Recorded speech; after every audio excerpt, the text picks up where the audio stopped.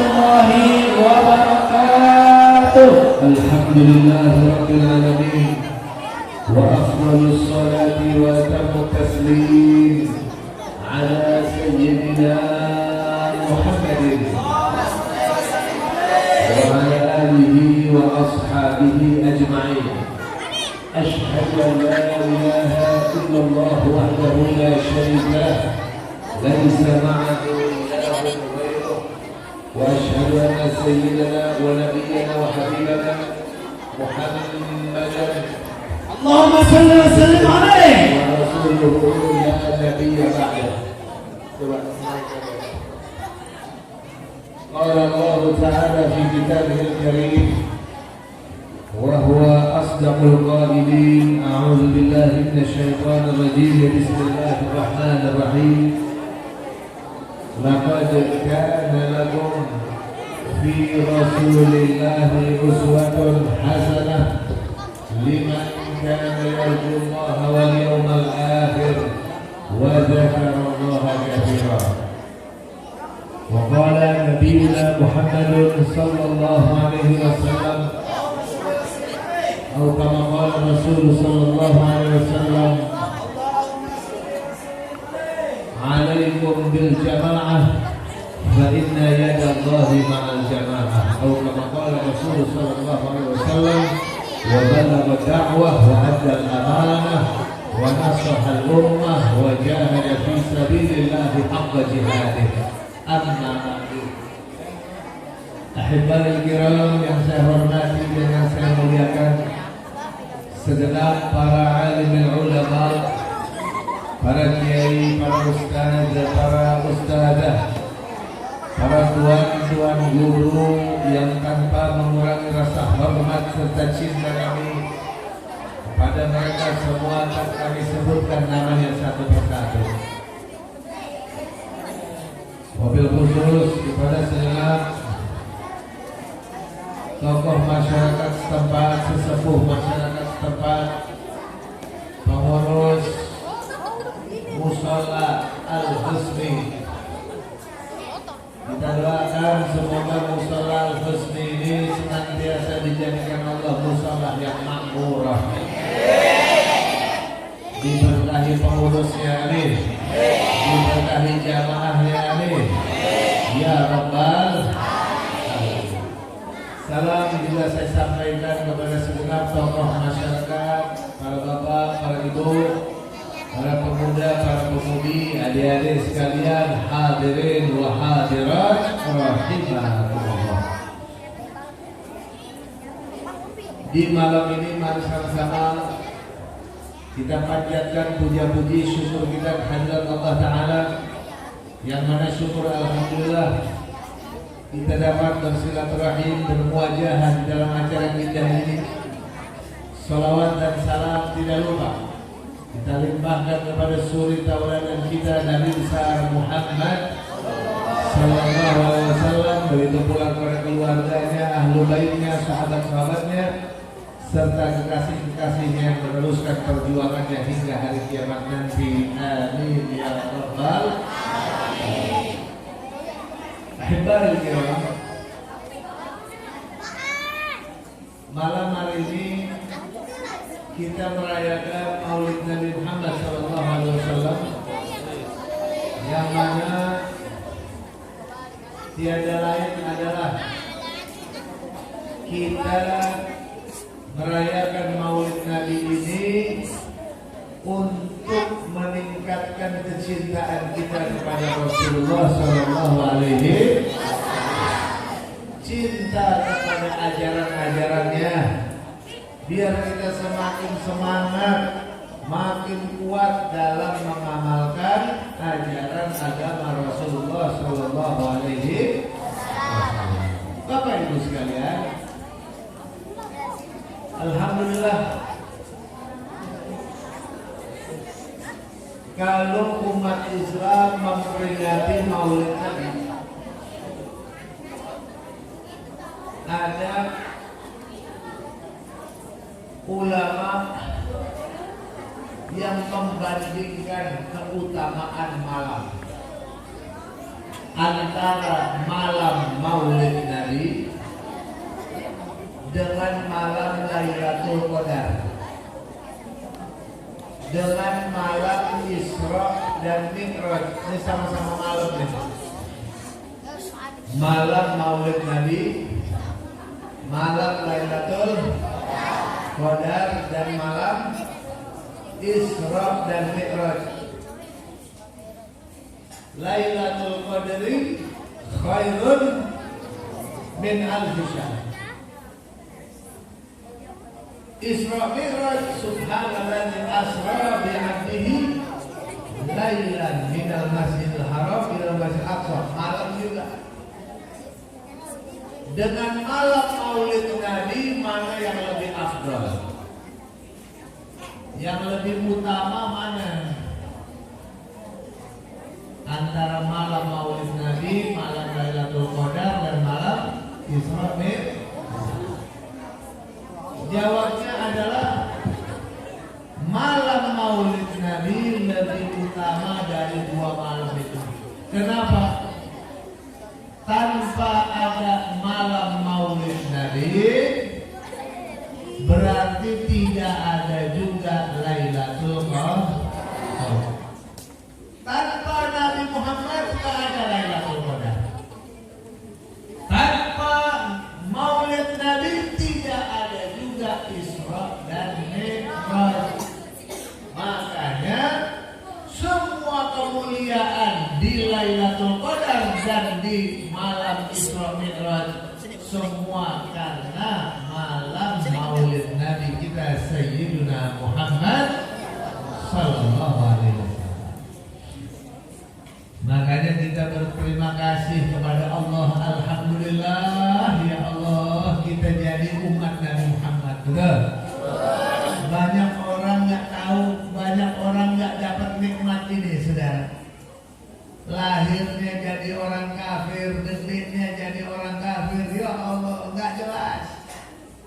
Kita bersyukur kepada Allah, nikmat. Alhamdulillah jadi umat Nabi Muhammad sallallahu alaihi wasallam. Ajarannya rahmat. Makanya Nabi kita, Bapak Ibu sekalian,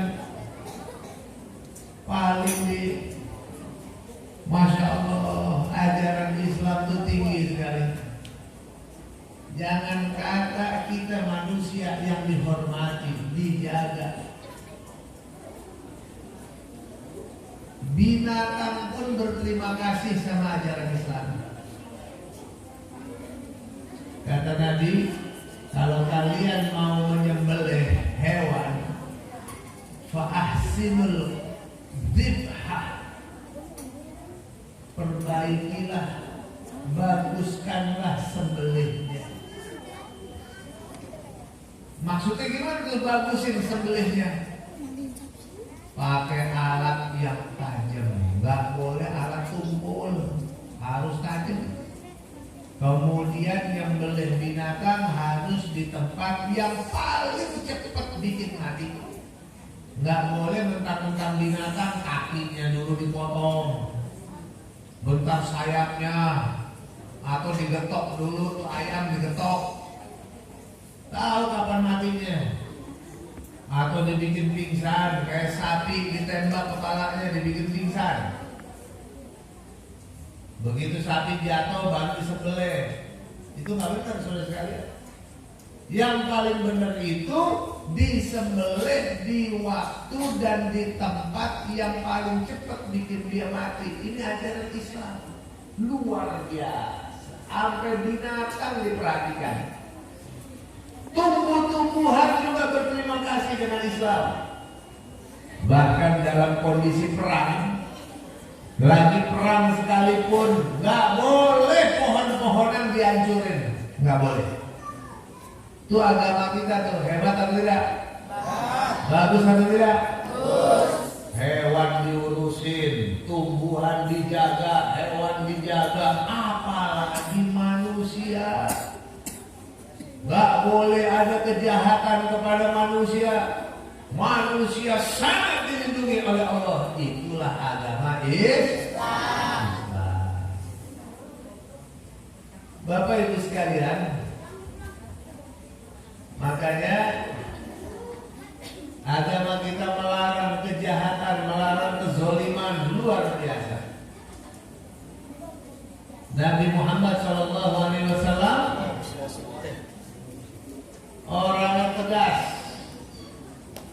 menjalankan ajaran agama dengan baik.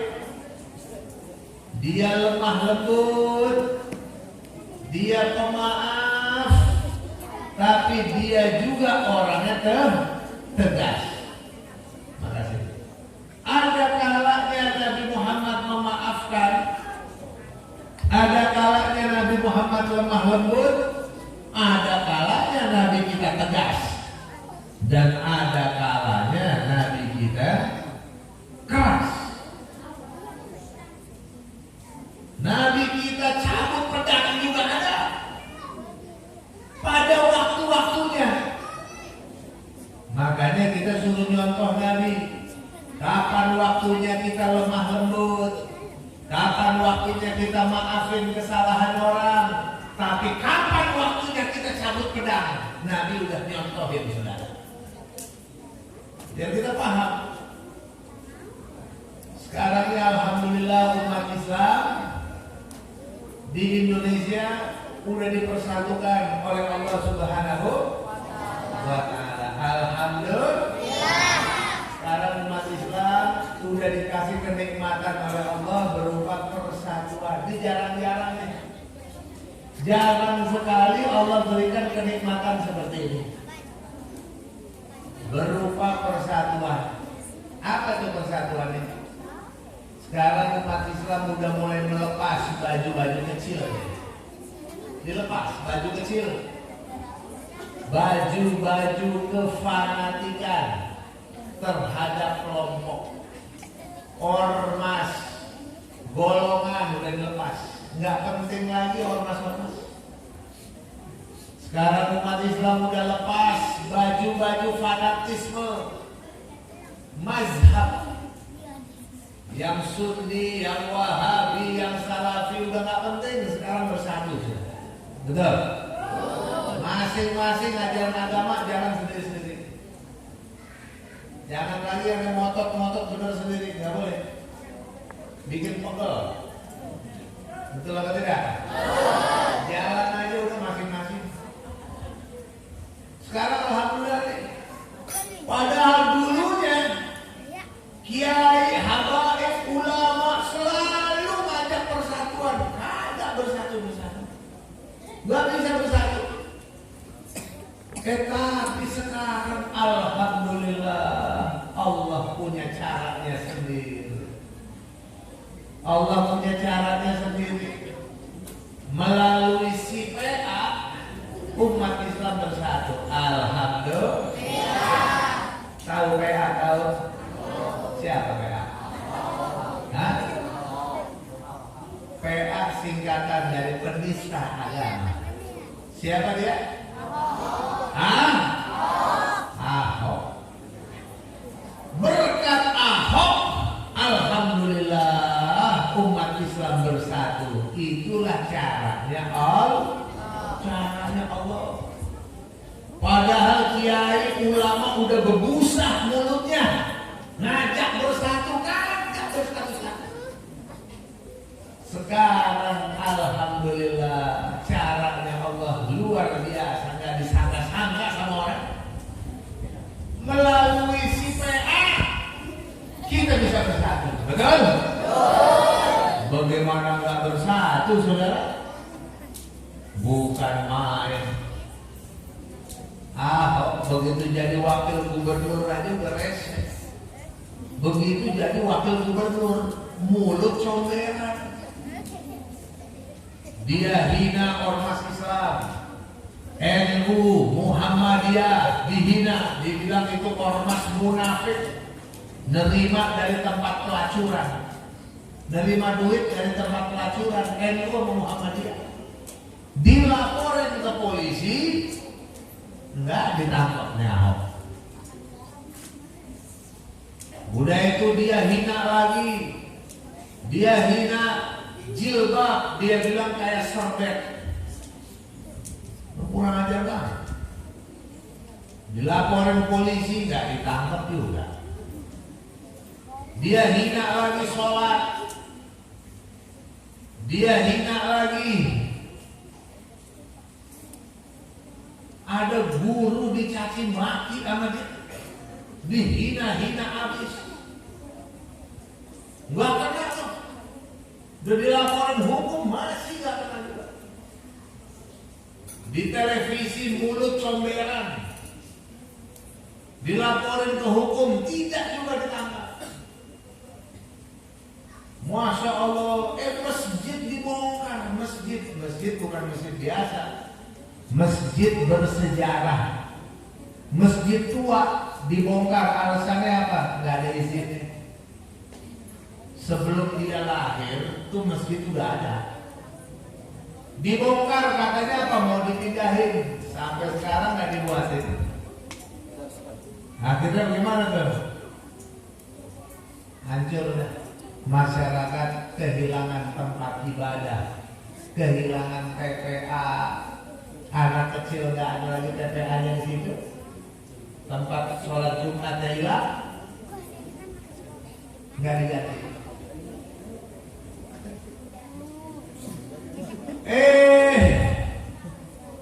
Di saat polisi lagi asik nangkepin artis-artis yang terlibat prostitusi online alias jablay, artis yang jadi jablay, polisi nangkepin. Begitu polisi ditangkepin, kita girang, alhamdulillah. Tahu-tahunya apa? Ini si kutil babi. Dia bilang apa? Dia bilang saya akan buat apartemen khusus prostitusi, khusus pelacuran. Gila apa tidak? Gubernur. Makanya biar kita paham, jadi gubernur tuh bisa bikin begitu segala macam. Di saat umat Islam bergembira, Menteri Perdagangan waktu itu namanya Pak Rahmat Gobel, dia mengeluarkan keputusan bahwa tidak boleh ada penjualan minuman beralkohol di warung-warung, toko-toko, minimarket, tidak boleh ada penjualan minuman beralkohol. Alhamdulillah. Bagus atau tidak? Senang atau tidak? Tahu-tahunya ini Ahok bilang apa? Saya akan buat toko-toko khusus jual minuman keras di Jakarta. Sialan atau enggak kira-kira? Ini model yang kayak begini cocoknya jadi gubernur di Cina. Jadi gubernur di mana? Di Cina cocok, pantas. Negeri komunis, nggak pakai aturan Tuhan. Tapi di Indonesia nggak pantas, karena di Indonesia ada aturan ketuhanan yang maha. Berarti apa? Negeri ini harus sesuai dengan nilai-nilai luhur ketuhanan yang maha. Sekarang Tuhan yang mana yang nyuruh mabok? Ada atau tidak? Tuhan yang mana suruh berzina? Ada atau tidak? Masya Allah. Bapak Ibu sekalian, yuk kita lihat. Macam-macam caranya ngeselin banget, provokasi terus. Sampai akhirnya bagaimana? Korupsinya dia dilaporin ke KPK mentah. Korupsi sumber waras. Badan Pemeriksa Keuangan Republik Indonesia mengeluarkan pernyataan hasil audit bahwa kasus Rumah Sakit Sumber Waras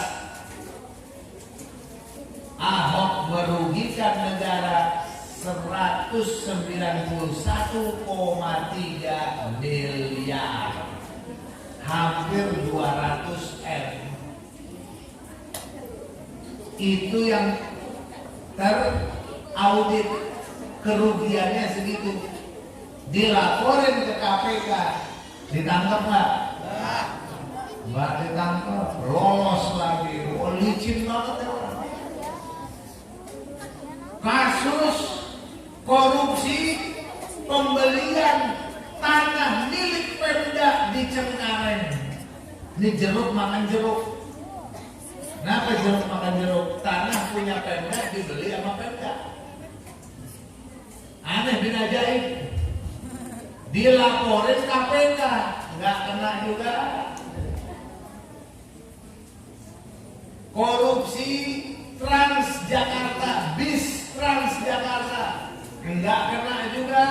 Licin, yang lain pada mana? Korupsi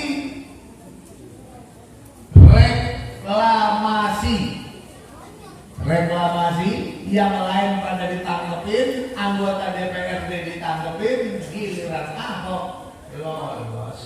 Hebat banget ya. Bukan main sudah. Belakangan dia larang orang Jakarta potong hewan kurban di masjid, musola, madrasah, sekolah, dan kampung-kampung dan kantor-kantor. Dilarang potong hewan kurban. Kalau mau potong hewan kurban orang Jakarta, tempatnya di TPH, tempat pemotongan hewan. Disuruh ngantri di Cakung, tempat pemotongan hewan di Cakung. Berarti kalau orang Jakarta ada 12 juta, katakanlah 1 juta aja yang motong, 1 juta ngantri motong 1 juta sapi, kambing ngantri. Masuk akal apa tidak? Ya. Motong hewan kurban itu cuma 3 hari, Pak Ul. Cuma 3 hari. Sama hari tasyrik. Belum pembagian. Kemana tempat dibagi? Mana cukup beli 1 tempat. Ini makanya orang gak nyambung, gak ngerti hukum Islam, gak ngerti aturan Islam, ikut campur sok-sokan. Dia bilang apa? Kenapa dilarang potong hewan kurban? Dia bilang apa? Itu kan nanti ada darah di mana-mana, menyebarkan penyakit di mana-mana. Jadi jorok kotanya saya. Kota saya jorok, menyebarkan penyakit. Penghinaan banget. Saya mau nanya, itu kurban buat orang Islam ibadah atau bukan? Kurban itu ibadah bukan? Terus ibadah dibilang jorok, kira-kira kurang ajar apa tidak? Ibadahnya orang Islam dibilang nyebar penyakit, jorok. Masya Allah, saya mau tolak. Itu ibadah kita lalu hina di depan gua. Mayoritas orang Jakarta dia orang Islam, berani dia hina ibadahnya orang Islam.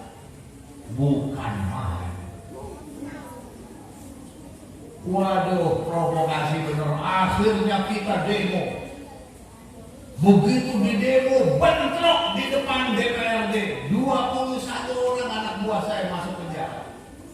1 mati dalam penjara. Kita doain matinya mati syahid. Amin. Ya Rabbal. Gara-gara itu kurban dilarang. Kita laporin juga polisi penghinaannya. Kagak diproses. Licin kayak belut. Bahkan belut dioliin. Belut dioliin. Licinnya licin banget. Bakaran luar biasa. Alhamdulillah. Kita berdoa terus sama Allah Ta'ala. Ya Allah, hancurin musuh-musuh Islam. Dia merasa kuat, didukung Cina. Proyek-proyek Cina gol. Islam dihina-hina, diejek-ejek. Dia bilang, ibu-ibu jangan mau dibohongin ya, pakai surat Al-Maidah 51. Masya Allah. Jangan mau dibohongin, pakai surat Al-Maidah 51. Al-Quran kita jadi alat pembohongan. Lalu dia klarifikasi juga, maksud saya menyampaikan ayat itu yang jahat. Yang menyampaikan ayat itu ulama. Yang menyampaikan ayat itu sahabat Nabi, imam-imam. Yang menyampaikan surat Al-Maidah 51 itu Rasulullah. Yang menyampaikan surat Al-Maidah 51 malaikat Jibril dan dari Allah. Betul apa tidak? Itu semua dia bilang politisi busuk, bejat, kurang aja. Akhirnya kita laporin hukum. Begitu dilaporin hukum, kagak ditangkap juga. Bukan main, saudara. Waduh, gawat. Ini benar-benar kayak zaman PKI. Zaman PKI tahun 64, 65 dulu modelnya begitu. Pejabat negara menghina-hina agama, memprovokasi umat, begitu modelnya. Persis di zaman ini. Luar biasa sekali. Ahok menghina Al-Quran, gak dihukum. Akhirnya kita gelar aksi bela Islam pertama. Kapan? Tanggal 14 Oktober. Umat Islam dari Istiqlal turun demo habis Jumat ke Barreskrim Mabes Polri, jalan kaki. Saya kaget-kaget yang hadir dalam aksi itu. Masya Allah, hampir 100.000 orang. Banyak banget. Tokoh-tokohnya banyak. Tapi sehari setelah aksi, apa yang terjadi? Dibilang apa tuh sehari setelah aksi? Pejabat tinggi di Barreskrim Mabes Polri menyatakan untuk memeriksa Ahok harus ada izin dari presiden.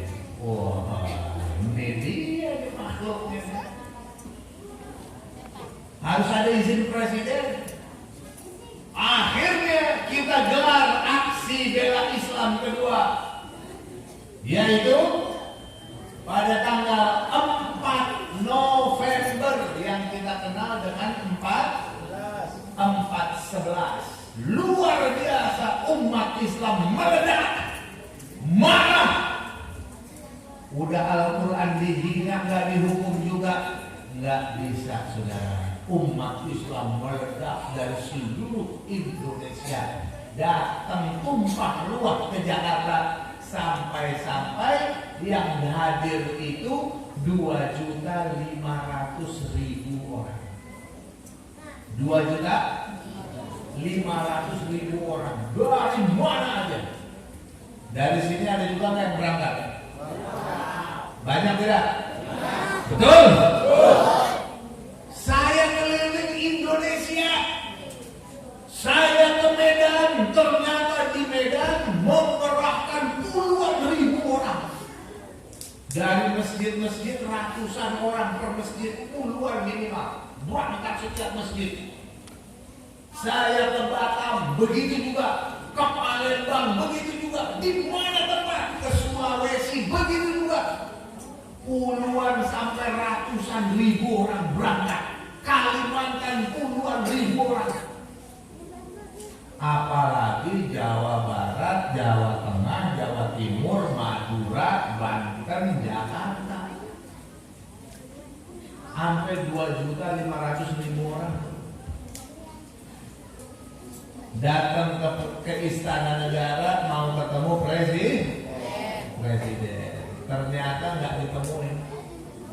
Udah nggak ditemuin, dibubarin pakai gas air mata. Akhirnya apa? 300 orang cedera. paling banyak ulama. Kiai Haji Arifin Ilham dilarikan ke rumah sakit, A'agim dilarikan ke rumah sakit, Syekh Ali Jabir juga, Habib Mahdi bin Hamzah As-Segaf juga pingsan. Macam-macam orang, 300 orang luka-luka, 1 meninggal dunia. Kita doakan yang wafat matinya mati syahid. Amin.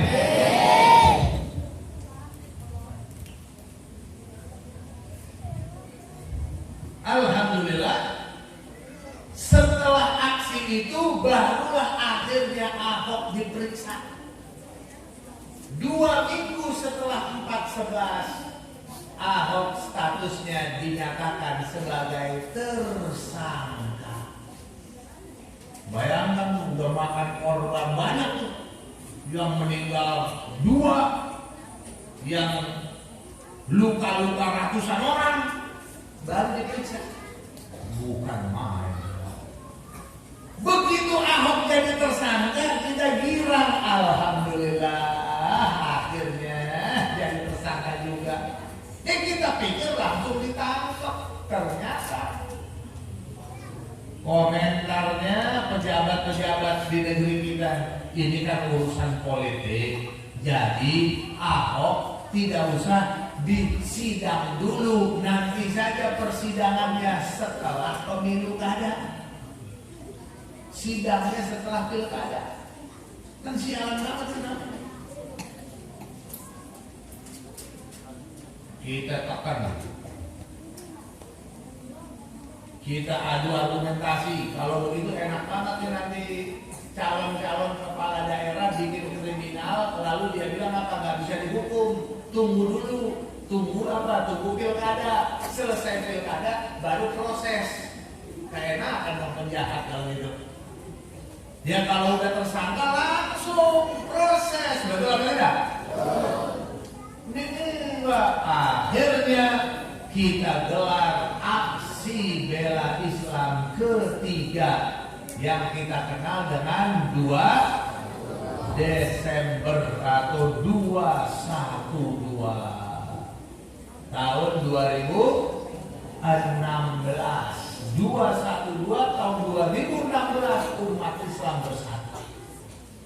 Yang NU-nya, Muhammadiyahnya, Persisnya, Al-Wasiliyahnya, Al-Irsyad Al-Islamiyahnya, FPI-nya, semua kumpul bersatu. Nggak peduli lagi mau apa ormasnya, nggak masalah. Yang penting sekarang umat Islam bersatu, sama-sama berjuang untuk menegakkan agama Islam bersatu. Alhamdulillah. Saya lihat di situ, Mas.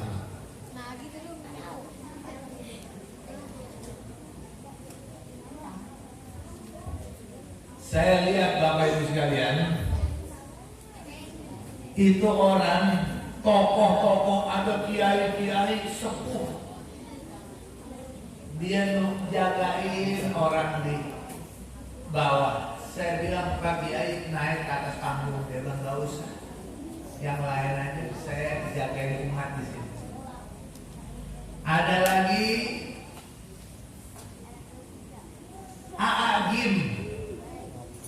A'agim mengerahkan santri-santrinya dari Darut Tauhid 5.000 orang khusus jadi pasukan semut, bawa sapu dan kantong plastik khusus kebersihan. Dia nggak peduli mau apa ya, mau saya mau urusannya kebersihan aja deh. Ada lagi yang lain urusan sound system. Ini pimpinan ormas Islam ngurusin sound system. Kita suruh naik ke atas panggung, nggak mau, enggak. Yang lain aja, saya mau urusannya sound system aja. Nggak penting. Tokoh-tokoh luar biasa, hebat. Alhamdulillah, umat Islam bersatu, saudara. Itu jarang-jarang tuh kita dapat persatuan kayak begini. Yang namanya persatuan itu cikal bakal kemenangan dari Allah. Persatuan itu cikal bakal kejayaan. Karena Nabi SAW bersabda, "Alaikum bil jamaah, fa inna yadallahi ma'al jamaah." Wajib bagi kalian bersatu karena sesungguhnya pertolongan Allah ada bersama orang-orang yang bersatu dalam keimanan. Alhamdulillah. Bapak Ibu sekalian, mari kita lihat.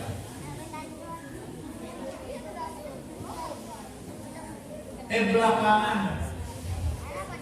setelah 212, alhamdulillah, proses persidangan Ahok berjalan.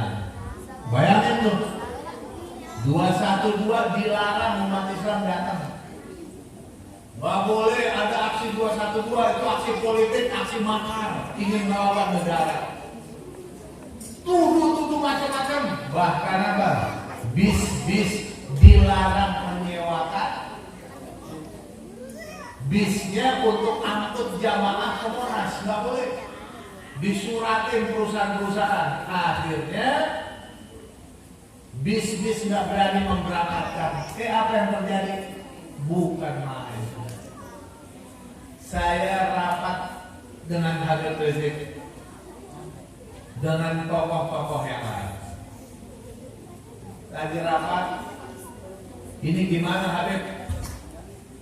Kita dilarang aksi nih. Saya rasa kalau di mana tempat dilarang, nanti cuma sedikit yang datang. Kalau cuma sedikit yang datang, kalah banyak dengan 411. Ini bisa menghilangkan semangat ruh 411. Ada cara lain nggak? Kita musyawarah, diskusi, tukar pikiran, akhirnya dia bilang nggak ada jalan lain. Tetap kita harus demo, Ahok harus tetap untuk disidangkan kasusnya, nggak usah nunggu sampai tahun depan setelah pemilu kada. Akhirnya gimana? Tetap kita demo, apapun juga yang terjadi, kita tetap demo, serahkan urusannya kepada Allah. Walaupun mereka melarang, serahkan urusannya kepada Allah. Faiza azamta fatawakkal ala Allah. Jika kalian sudah berazam, serahkan urusannya kepada Allah Ta'ala. Tawakal. Bener aja. Kita putuskan tetap aksi 212. Apa yang terjadi Bapak Ibu sekalian? Ternyata di Ciamis perusahaan bis mengembalikan uang sewa panjer untuk bis. Di Ciamis itu santri yang daftar udah 10.000 orang mau berangkat ke Jakarta, nggak dikasih bis, uangnya dipulangin. Ternyata para ulama musyawarah, mereka bersepakat ke Jakarta dengan jalan kaki. Ini gerakan Allah nih, kita bisa lihat nih. Kalau zat pikiran saya nggak masuk di akal, ini gerakan Allah. Kalau kita pasrah-serahkan kepada Allah, Allah yang atur. Dari Ciamis 320 kilo. Biasa kalau ada ini satu lagi boleh dipasangin untuk ke arah saya. Bapak Ibu sekalian, 320 kilo jalan kaki. Dari mana? Dari Ciamis. Ciamis itu perbatasan Jawa Tengah, Jawa Barat. Zaman sekarang saya mau nanya, bis banyak nggak bis? Bis umum banyak atau tidak? Angkutan umum banyak atau tidak? Truk-truk banyak atau tidak? Grab banyak nggak? Kereta api banyak tidak? Motor banyak tidak? Mereka milih jalan kaki Ciamis Jakarta 320 kilo jalan kaki. Itu yang saya nggak masuk di akal. Kira-kira itu gerakan siapa dong? Gerakan Allah. Itu Allah yang gerakin. Akhirnya orang-orang begitu beritanya viral. Mereka jalan kaki dari Ciamis ke Jakarta untuk bela surat Al-Maidah 51. Orang Tangerang, Bekasi, Bogor, Jakarta, Bandung, Sukabumi, Cianjur, Banten kayak disabet hatinya. Jalan kaki dari Ciamis, masa ente yang nggak mau? Betul atau tidak? Akhirnya meledak. Rame-rame orang jalan sudah berangkat dari mana-mana. Dari Kalimantan nggak bisa dibendung, nggak bisa. Dari Ciamis sudah mau jalan kaki 300 kilo. Kami naik pesawat sebentar sampai. Beli tiket. Ribuan orang berangkat. Nggak bisa dicegah, nggak bisa dibendung. Itulah kekuatan Allah Subhanahu. Begitu aksi di Monas, saya udah resah nih. Saya pikiran saya, waduh, orang cuma sedikit nih kalinya. Ternyata yang datang sampai 7.500.000 orang. 7.500.000. Itu menjadi sholat Jumat termegah sepanjang masa. Belum ada sholat Jumat terbanyak orangnya kecuali di sini, di Monas kemarin 21. Mengalahi di Mekah, di Madinah. Di Mekah haji palingan cuma 4 juta orang. Ini 7,5 juta. Softnya dari Monas, Gambir, Menteng, Keramat Kuitang penuh. Sampai emperan kali Keramat Kuitang penuh. Sampai Pasar Senen penuh. Pasar Senen sampai Pramuka penuh orang. Pramuka sampai ke Pasar Burung sampai Cempaka Putih, kurang lebih 6 km softnya 6 kilo. Pernah tak lihat orang sholat sampai 6 kilo? Panjang atau tidak? Hebat atau tidak? Ini orang gak dengar suara, gak dengar, ikut aja belah sejadah di situ. Di depan takbir gak kedengeran. Oh, ini di depan tuh pada berdiri, dia berdiri. Depan Allahu Akbar, dia ikutan Allahu Akbar. Oh, depannya ruku, dia ikutan ruku. Dia nggak tahu apa yang sebenarnya terjadi di depan, dia nggak paham. Ikutin aja jamaahnya. Padahal bisa jadi itu orang yang sedang sholat di Monas sudah kedengeran suaranya, masih kedengeran suara, tapi apa? Tapi untuk yang jauh di sana tidak lagi kedengeran suaranya, tapi mereka tetap satu soft, satu barisan sholat. Hebat atau tidak? Alhamdulillah. Bisa kalau kalian makasih banyak.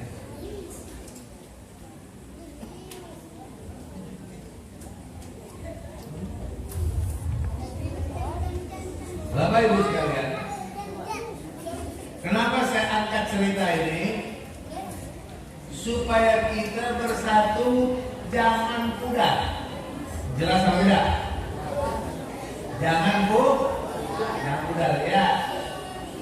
Yang hujan juga bisa masuk ke dalam atau jangan bergerak. Insya Allah ya rahmat dari Allah Ta'ala untuk ampuni dosa kita. Amin. Masuk ke dalam dan insya Allah nggak ada hujan lagi, cuma sebentar aja insya Allah. Terus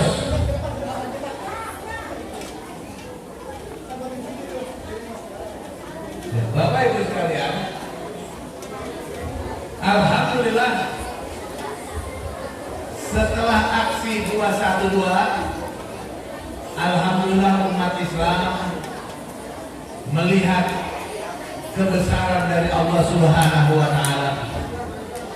Umat Islam jadi bersatu. Ya. Begitu umat Islam bersatu, alhamdulillah kita lihat pas pemilu kada.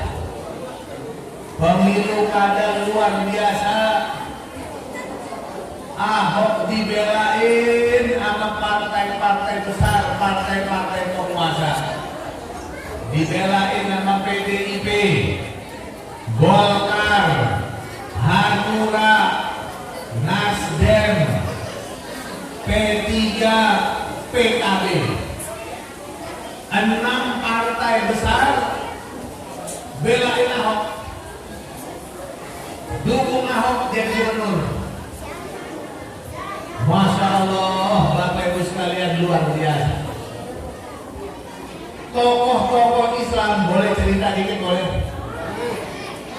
Tolong suaranya, ya suaranya di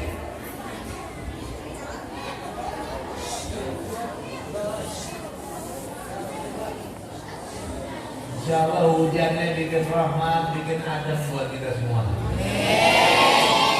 Gugurkan dosa-dosa kita semua, amin. Ya Rabbal. Bapak Ibu sekalian,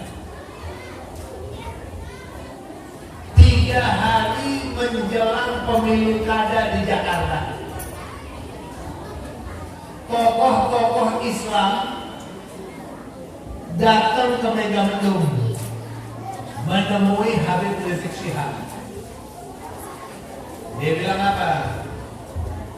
Mereka pada curhat ke Habib Rizik. Dia bilang, Habib, kita pasti kalah, Habib. Gubernur Muslim pasti kalah. Habib bilang, nah kenapa bisa begitu?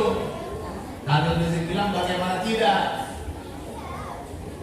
Mereka uangnya unlimited, duitnya nggak ada batasnya, nggak ada serinya, ratusan triliun untuk kemenangan Ahok.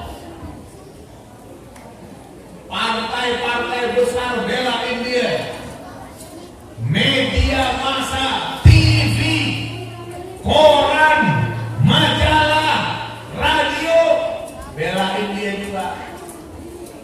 Metro TV belain dia. Tahu Metro TV?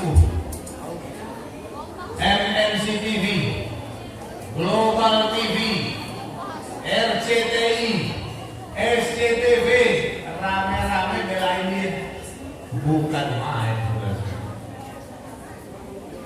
Koran apalagi udah. Di tokoh-tokoh Islam datang sama 3 partai yang mendukung gubernur Muslim. Gimana Habib?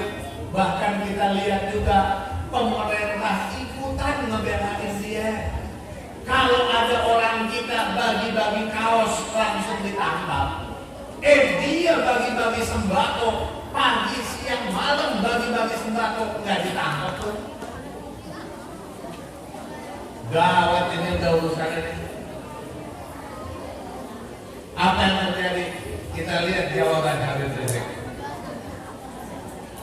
Habib Rizik jawabannya.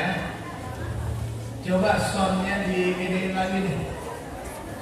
Pak, soundnya Pak, biar lebih jelas sih Pak soundnya. Bassnya dikurangin sedikit ya. Nah, biar nggak mantul, nggak banyak echo.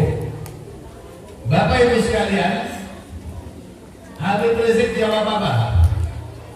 Kalau secara akal kita udah pasti kalah, maka sekarang kita harus pakai hitung-hitungan iman. Kalau hitung-hitungan akal kita pasti kalah, wajib kita pakai hitung-hitungan iman sehingga Allah memenangkan kita. Betul apa tidak? Gimana caranya Habib? Caranya ada 3. Bagaimana yang 3 ini bisa jadi kemenangan buat umat Islam? Yang pertama, ikhlaskan niat. Karena Karena dengan ikhlas niat kepada Allah, perjuangan kita jadi ibadah. Betul apa tidak? Hanya karena Allah. Yang kedua, ya. Yang kedua, sungguh-sungguh bela agama Allah, bela agama Allah. Dengan sungguh-sungguh bela agama Allah, Allah berjanji dalam Al-Quranul Karim. Apa kata Allah Ta'ala? Allah katakan dalam Al-Quran, in tansurullaha yansurkum wa yutsabbit aqdamakum. Kata Allah, jika kalian bela agama Allah, niscaya Allah akan bela kalian dan meneguhkan langkah kalian. Alhamdulillah. Bapak Ibu sekalian, tenang aja, tetap perhatiannya sendiri, jangan malah ngobrol. Udah berapa tuh syaratnya? Udah 2. Kata Habib 3. Yang pertama ikhlas niat. Yang kedua sungguh-sungguh bela agama Allah. Yang ketiga bersatu. Karena Nabi SAW berjanji dalam sabdanya, alaikum bil jamaah, wa inna yadallahi ma'al jamaah. Wajib bagi kalian bersatu, karena sesungguhnya pertolongan Allah ada sama yang mau bersatu. Alhamdulillah. Akhirnya umat Islam solid tetap bersatu saat pilkada DKI. Alhamdulillah, gubernur Muslim menang telak. Suaranya dia menang sampai hampir 20%. Alhamdulillah. Siapa yang kasih kemenangan? Siapa yang kasih kemenangan? Oh? Hitungan logika orang pasti kalah. Gubernur Muslim pasti kalah.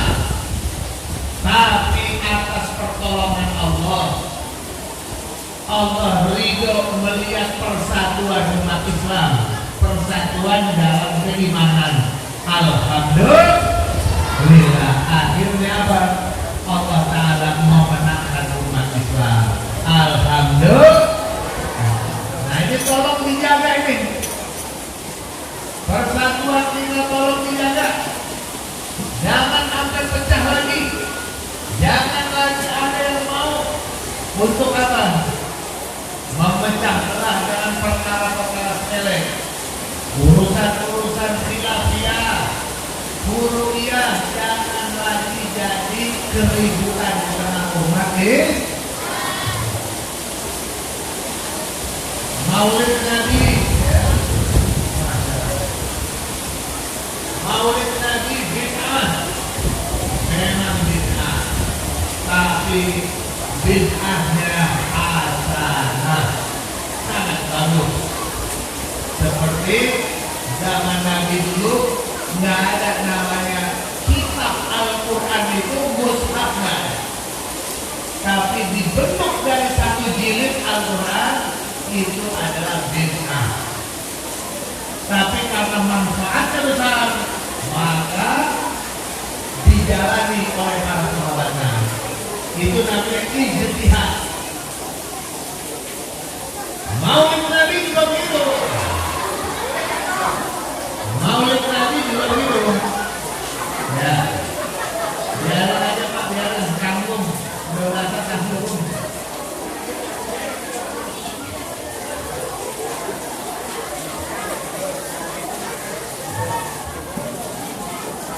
Maulid Nabi bid'ah, tapi ijtihad orang bagaimana supaya umat Islam semakin cinta dengan ajaran Nabi, akhirnya mau mengamalkan Nabi. Dibuatlah setiap bulan Rabiul Awal peringatan Maulid Nabi Muhammad. Ini ijtihad, isinya belajar sejarah. Di zaman Nabi ada sekolahan atau tidak? Tidak ada sekolahan. Di zaman Nabi ada universitas atau tidak? Tidak ada gelar-gelar LC. Itu bid'ah semua. LC, doktor, profesor, bid'ah. Tapi kenapa orang buat? Untuk merangsang orang semangat menuntut ilmu. Di zaman Nabi ada TPA atau enggak? Enggak ada TPA. Itu ijtihad orang, bid'ah. Ijtihad orang supaya apa? Orang semangat belajar Al-Qur'an. Nah, untuk itu jangan kita ribut soal casing. Jangan ribut soal bungkus. Kita yang penting isinya sama. Maulid Nabi isinya belajar sejarah Nabi. Maulid Nabi isinya mendorong orang untuk mempertahankan ajaran Nabi. Itu isinya. Bungkusnya pakai Maulid Nabi. Jangan ribut soal bungkus. Jelas atau tidak? Nah, insya Allah ta'ala kita doakan nih ya. Kita doain khususnya Habib Rizik Syihab, yang mana beliau masih hijrah dari luar negeri. Kita doakan semoga Allah lindungi beliau. Habib ini Bapak Ibu sekalian, saya baru ketemu sama Habib Rizik di Mekah. Saya tanya, Habib kapan pulang? Dia tanya sama saya, terserah. Menurut ente pulangnya kapan? Saya bilang terserah Habib aja. Saya siap pasang badan. Jawab Habib begini. Menurut ulama-ulama sepuh, jadi Habib Rizik itu tanya, begitu Ahok kalah pilkada, Habib Rizik itu dikriminalisasi. Ulama-ulama pada dikriminalisasi, sudah. Habib Rizik, Ustadz Bakhtiar Nasir, betul? Ustadz Abdus Somad, Ustadz Felix Siau, saya sendiri, Pak Munarman, pokoknya tokoh-tokoh menggerakkan 212 dikriminalisasi, dikejar, ditolak ceramah di mana-mana. Itu namanya balas dendam. Jelas atau tidak? Apalagi setelah Ahok kalah pilkada, bukan main berkarya. Nah, Habib Rizik lagi umroh, punya azam. Ya Allah, kalau gubernur Muslim menang, saya azam mau berangkat umroh, bawa sekeluarga saya, neneknya sampai cucunya dibawa umroh. Menang, alhamdulillah. Begitu menang, Habib Rizik berangkat umroh. Begitu berangkat umroh, pasal-pasal makin banyak. Ceramah dikit jadi pasal. Habis ceramah qul huwallahu ahad lam yalid wa lam yulad. Habib ngajar nih, Allah tuh esa, tidak beranak dan tidak diperanak-anakkan. Kalau Allah beranak, siapa bidannya? Habis ceramah begitu, besokannya nggak lama kemudian dilaporin polisi. Dibilang apa? Habib Rizik menghina agama Kristen. Ada urusan apa sama agama Kristen? Habib lagi ngajarin agama Islam. Allah tidak beranak. Kalau Allah beranak, siapa bidannya? Lagi ngajar kepada orang Islam, ajaran Islam, dan dilaporkan orang Kristen. Menghina agama Kristen karena Tuhannya orang Kristen beranak. Ceramah lagi, ada jenderal mau mempermainkan hukum. Habib Rizik bilang, ini kok jenderal polisi kayak Hansip aja. Hukum gak jelas mau dimain-mainin. Habis itu Hansip ngelaporin Habib Rizik. Habib Rizik menghina Hansip. Sekarang Pak Bu, mantan uang kertas kita, ya.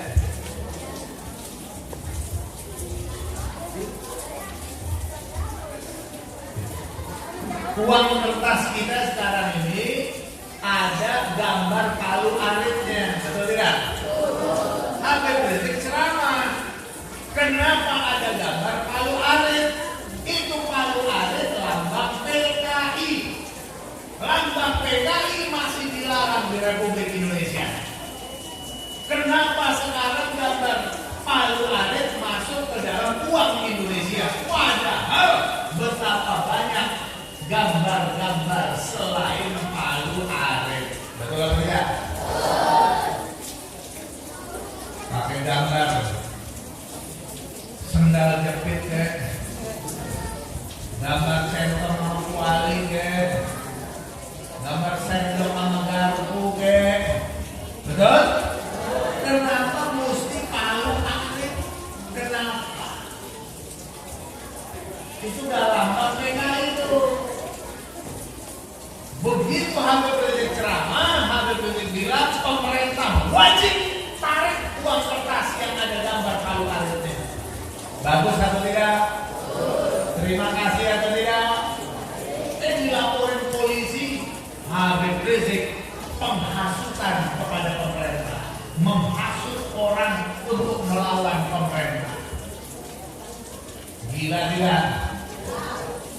Ceramah lagi soal Pancasila, dilaporin lagi Habib Rizik menghina Pancasila. Ceramah apa aja dilaporin. Begitu Habib Ahok kalah pilkada, langsung Habib Rizik beredar berita di media sosial. Habib Rizik punya istri 6.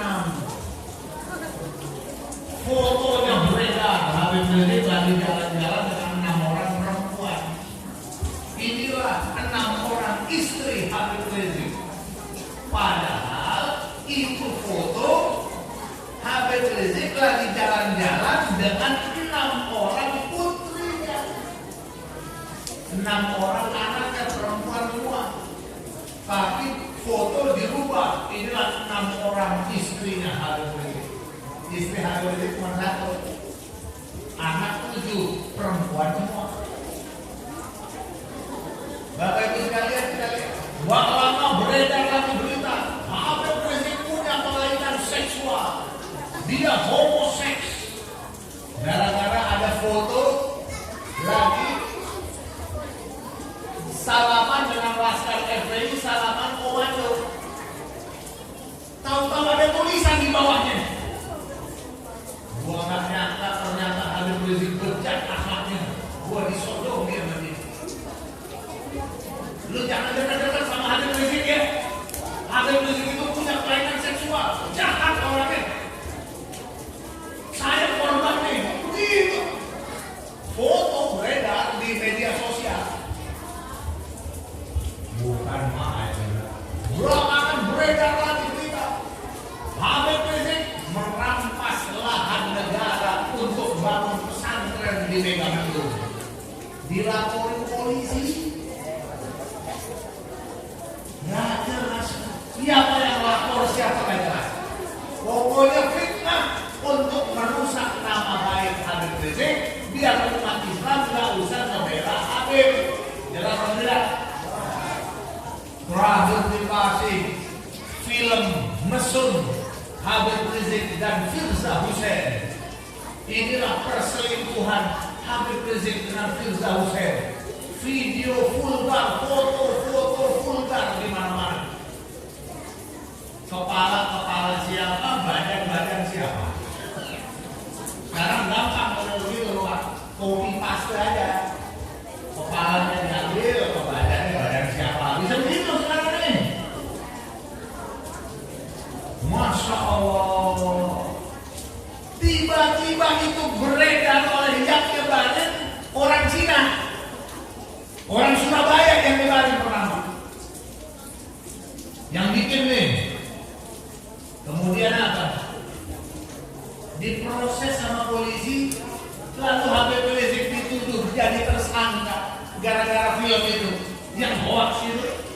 jadi tersangka, lalu langsung jadi DPO, daftar pencarian orang.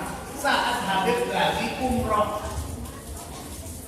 lalu mau ditangkap, alasannya apa? Harus satu-satu. Satu-satu maksudnya apa? Ahok ditangkap, Habibnya juga harus bisa ditangkap. Habib lagi di Mekah, serius banget ini mau nangkap Habib. Akhirnya Habib Rizik bertanya kepada ulama-ulama sepuh yang punya basirah. Ditanya, saudara, apa pertanyaan Habib? Dia tanya kepada kiai dan habaib yang sepuh-sepuh.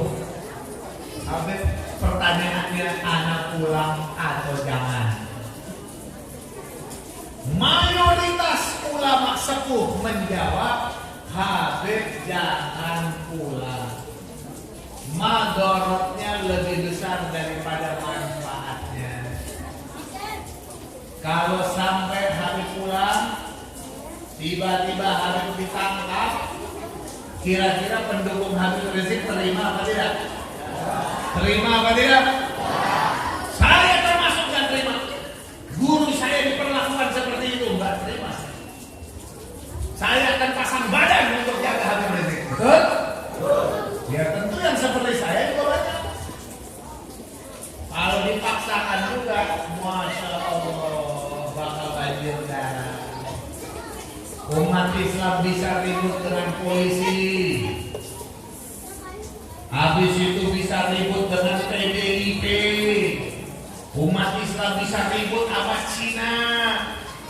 Orang-orang Tionghoa bisa dibantai di mana-mana. Udah itu bisa ribut lagi sama Golkar, sama Hanura, Nasdem, dan kacau balau jadinya. Jadi kata para ulama, lebih baik Habib tidak usah kembali dulu sampai suasana tenang dan redam. Akhirnya Habib Rizik dia pilih hijrah saja. Dia tinggalkan kampung halamannya, dia tinggalkan negerinya, dia tinggalkan pesantrennya, dia tinggalkan harta bendanya. Untuk apa? Menjaga persatuan bangsa Indonesia. Biar jangan ribut gara-gara nanti dia pulang selesai. Darah kaum muslimin lebih mahal daripada seorang Habib. Kalau Habib di Mekah, palingan dia cuma dihina-hina orang. Habib Rizik takut diproses hukum. Habib Rizik pengecut. Habib Rizik takut di penjara. Nggak gentleman seperti Ahok. Habib Rizik pengecut dan lain-lain. Sudah dari dulu Habib Rizik difitnah orang kayak begitu. Habib Rizik udah 3 kali di penjara. Udah bosan dia di penjara, nggak takut dia. Nggak bakal takut Habib Rizik di penjara. Bahkan apa? Menjelang pemilu kada DKI, rumahnya udah ditembak orang. Dia udah diancam dibunuh orang. Dia nggak takut. Dia ditawarin uang 1 triliun. Untuk apa ditawarin 1 triliun? Supaya kalau mau demo jangan ngajak-ngajak orang, kecil-kecilan aja kalau mau demo. Cukup FPI aja lah, jangan ngajak-ngajak orang. Begitu aja. 1 triliun ditolak. Akhirnya Habib Rizik ditawarin lagi tanah 100 hektar sertifikat semua dan pesantrennya dibangunin di Megabetul dan didanai. Itu juga lebih dari triliunan itu. Ditolak juga. Supaya dia bilang apa? Serahin aja urusan Ahok kepada hukum. Habib Rizik nggak usah demo-demo lagi. Udahlah, kita siapin pesantrennya, kita danain pesantrennya. Ditolak sama Habib Rizik. Akhirnya mereka jengkel, saudara. Jengkel 1000 kata. Mau dibunuh. Tapi Habib Rizik nggak takut juga. Saya dikasih lihat nih, 2 minggu sebelum pilkada dikasih lihat kamarnya, percis ruangan depan kiblat dia, sejadah dia tuh percis tempat ibadah dia, ditembak kaca pecah. Dia bilang, Ustaz Sobri, nih lihat nih anak ditembak begini. Intinya anak disuruh untuk jangan lagi berkuar-kuar untuk membela gubernur muslim.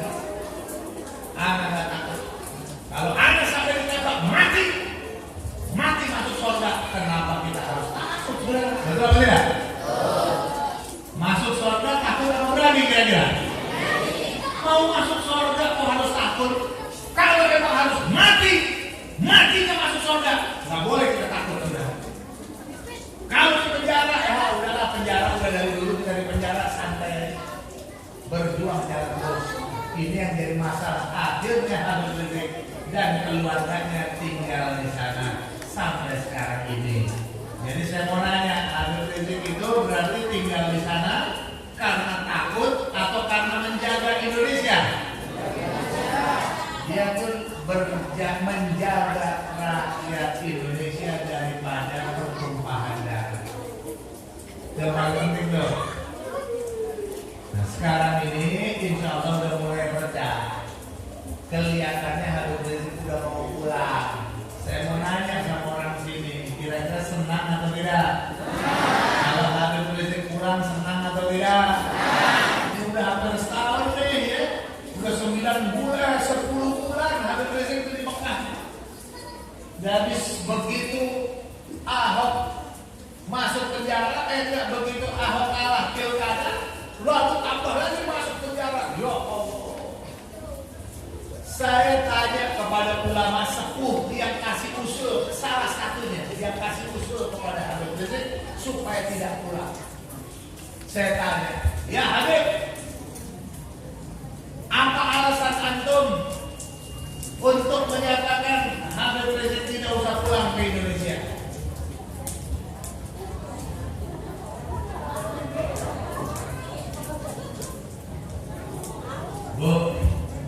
Bu, tahu haus nggak? Iya. Saya nggak ngerti kenapa. Bapak Ibu sekalian, terus nih, dikit ya. Ini dikit saya mau ceritain apa alasannya ulama menyatakan Habib Rizik jangan pulang dulu. Yang pertama, sebelum 4/11 Habib Rizik ini nggak dianggap apa mereka, nggak diperhatiin. FPI dianggap kecil, Habib Rizik dianggap kecil kan ya? Tapi begitu 4/11 umat yang datang 2 juta orang, lalu begitu rusuh Habib Rizik mampu tarik masyarakat tanpa ada kerusuhan. Itu kekuatan, saudara. Umat yang datang bisa banyak, dia bisa pegang orang, dia bisa kendalikan. Kalau kemarin dia bisa bilang tarik, jangan melawan, berarti kalau nanti ke depan bisa nggak dia bilang ayo lawan, bisa nggak? Orang lagi emosi bisa ditahan sama Habib Rizik, jangan melawan, tarik mundur, bisa begitu. Suatu saat nanti bisa juga Habib Rizik mengatakan lawan. Mulai itu 4/11 diperhitungkan, Habib Rizik dianggap seperti oposisi. Yang kedua, setelah 212 7 juta orang yang datang, Habib Rizik dianggap sebagai wah berisik banget nih. Ya Allah, saya lagi bicara, kalau bicara juga nih. Bapak Ibu sekalian, jangan berisik. Setelah 212, alhamdulillah, pemerintah saja belum tentu bisa menghadirkan orang sebanyak itu, belum tentu bisa. Tapi Habib Rizik bisa dan termasuk apa? Aman. Ini kekuatannya bahaya bagi mereka. Begitu pemilu kada DKI, pemerintah mati-matian, penguasa mati-matian belain Ahok, ternyata Ahok kalah juga. Habib Rizik dianggap sebagai musuh negara. Makanya Habib Rizik dinyatakan kayak gitu. Nah ini kita doakan nih, amin. Dan siapa tahu nanti Habib Rizik ya bisa kembali lagi ke Indonesia. Kita jemput aja di bandara, setuju atau tidak? Kita jemput di Cengkareng, rame-rame kita jemput di bandara Soekarno-Hatta. Kalau perlu seperti 212, rame-rame di bandara menjemput Habib Rizik Syihab. Nah, musuh-musuhnya biar pada nyengir. Umat Islam masih solid menjaga ulamanya yang istiqomah, yang tidak bisa dibeli dengan apapun juga. Ini satu-satunya ulama sekarang yang kayak begini. Kita doain biar Habib Rizik dilindungi oleh Allah. Amin. Siapa tahu Habib Rizik bisa jadi presiden ke depan. Amin. Setuju atau tidak? Habib Rizik jadi presiden Indonesia, setuju atau tidak? Betul. Takbir. Sudah ketahuan, saudara, sudah ketahuan. Berani lurus, gak bisa disogok. Ulama lagi, Habib lagi. Ya. Presiden pertama insinyur udah.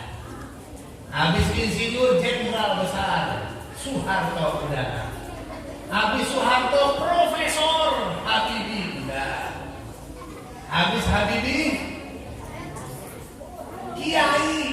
Kiai udah Abdurrahman. Wah, ya udah.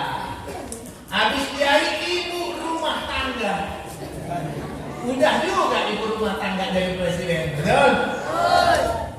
Habis ibu rumah tangga balik lagi.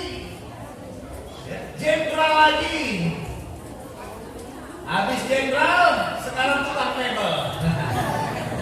Tukang mebel jadi presiden. Betul? Nah, tinggal Habib yang belum. Ya, kita doakan nanti gak ada salahnya Habib Rizik jadi presiden. Amin. Insya Allah Habib Rizik jadi presiden. BLBI diusut tuntas. Tangkap semua koruptor BLBI yang korupsi uang negara triliunan. Per orang ada yang triliunan sampai puluhan atau ratusan triliun satu orang. Belum ditangkap sampai sekarang. Cuma kerocok doang yang beritanya heboh di televisi. Miliaran rupiah ditangkap rame. Ratusan juta rame. Puluhan miliar rame. Ratusan miliar rame. Triliunan kagak ada yang ditangkap, nggak rame-rame. Kenapa? Ini kita lihat nih ya. Kita doain harus ada orang yang berani seperti Habib Rizik, insya Allah bisa menegakkan hukum di negeri kita. Amin. Ya Rabbal. Semoga aja ada manfaatnya. Dari saya cukup sekian. Mohon maaf kurang dan lebihnya. Nanti dilanjutkan oleh guru-guru kita yang lain. Fawwidul amri ilallah. Innallaha basirun bil ibad. Assalamualaikum warahmatullahi wabarakatuh.